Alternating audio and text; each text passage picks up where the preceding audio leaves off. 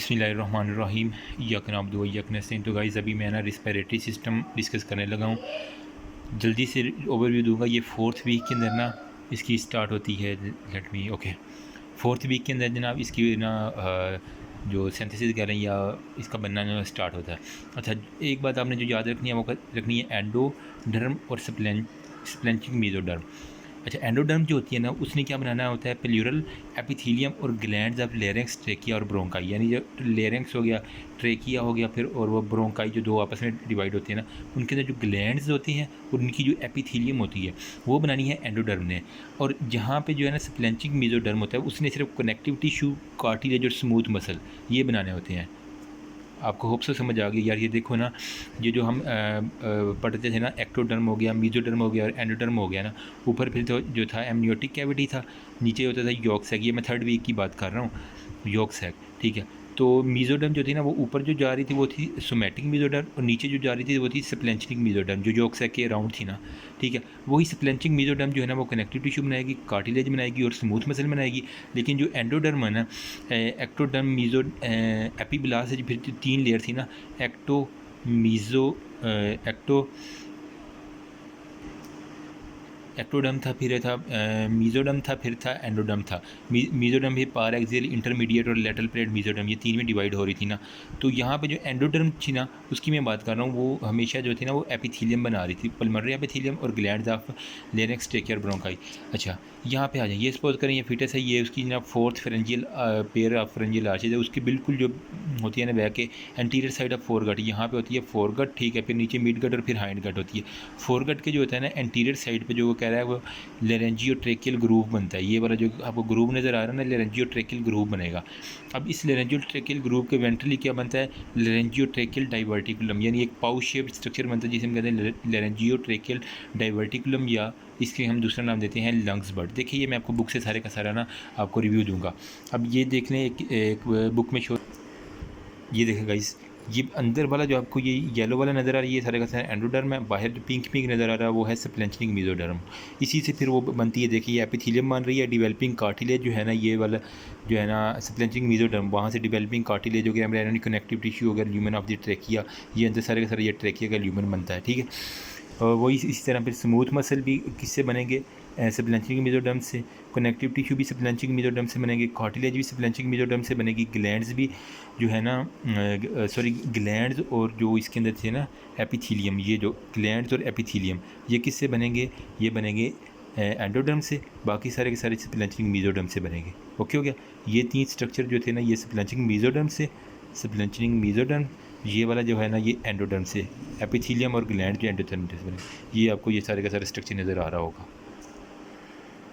तो guys next जो था ना एक आती है एटेनाइड स्वेलिंग की बात की गई है डेवलपमेंट ऑफ लेरेंक्स के अंदर, वो मैं भी आपको बुक से दिखाऊंगा। ये टी शेप्ड होती है, ये एमसीक्यू आता है। लेरेंजियल इनलेट बाद में बनाती है, उसके गिर जो है ना वो कार्टिलेज बनती है, लेरेंक्स की कार्टिलेज होती है ना। उसके बाद फिर नीचे ट्रेकिया की सी शेप्ड कार्टिलेज, आपको पता होगा।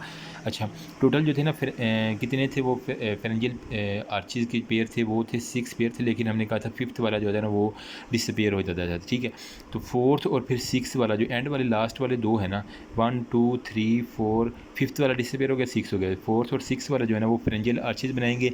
उन्हीं फेरेंजियल आर्चिज से जो फेरेंजियल आर्चिज है ना वहाँ से जो है ना वो फेरेंजियल कार्टिलेज बनेगी। उनका जो मीजन काइम है ना वो जो बनेगा वो ड्राइव होता है फ्रॉम न्यूरल क्रस्टल। ये भी एमसीक्यू होता है, न्यूरल क्रस्टल, ठीक हो गया। उसके बाद मीजन काइम एट क्रेनियल एंड, यानी जो क्रेनियल एंड है यानी हेड वाली एंड है ना, वहाँ पे जो एटेनाइड स्वेलिंग होती है ना उसकी रीकैनलाइजेशन हो जाती है 10th वीक में, जिसकी वजह से म्यूकस मेम्ब्रेन जो होता है ना वहाँ से वोकल कॉर्ड और जो वेस्टिब्यूलर फोल्ड, यानी जो अब मैं बोल रहा हूँ वो कैसे बना है, एटेनाइड स्वेलिंग की वजह से रीकैनलाइजेशन हुई है 10th वीक के अंदर।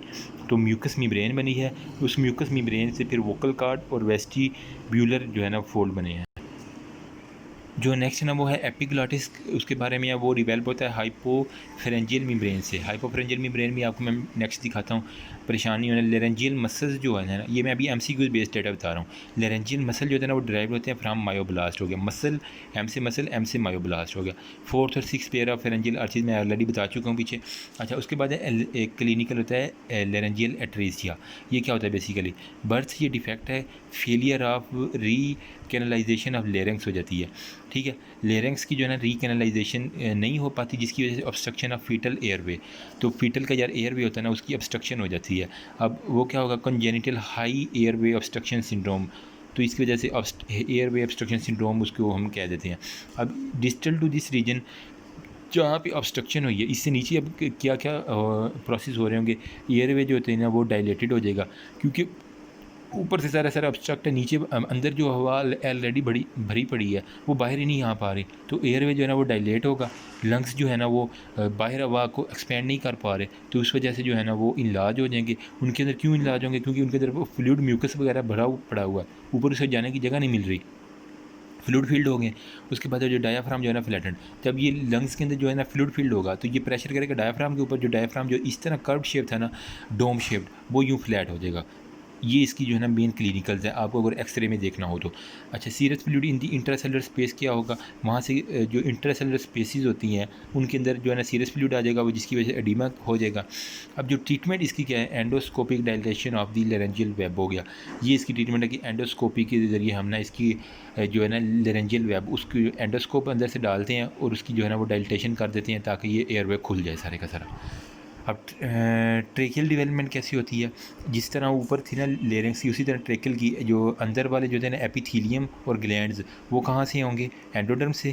जबकि जो cartilage connective tissue smooth muscle हो गया, सी शेप्ड कार्टिलेज होते हैं ट्रैके के अंदर हमें पता है, तो वो होंगे स्प्लैंचिंग मेसोडर्म से। सेम ऐसे ही जैसे मैंने यहाँ पे बताया ना, एंडोडर्म से एपिथीलियम और ग्लैंड बनते हैं, और ये देखें एंडोडर्म से एपिथीलियम और ग्लैंड बनने हैं, जबकि कार्टिलेज कनेक्टिव टिश्यू और मसल वगैरह जो है ना वो स्प्लैंचिंग मीजन टाइप से।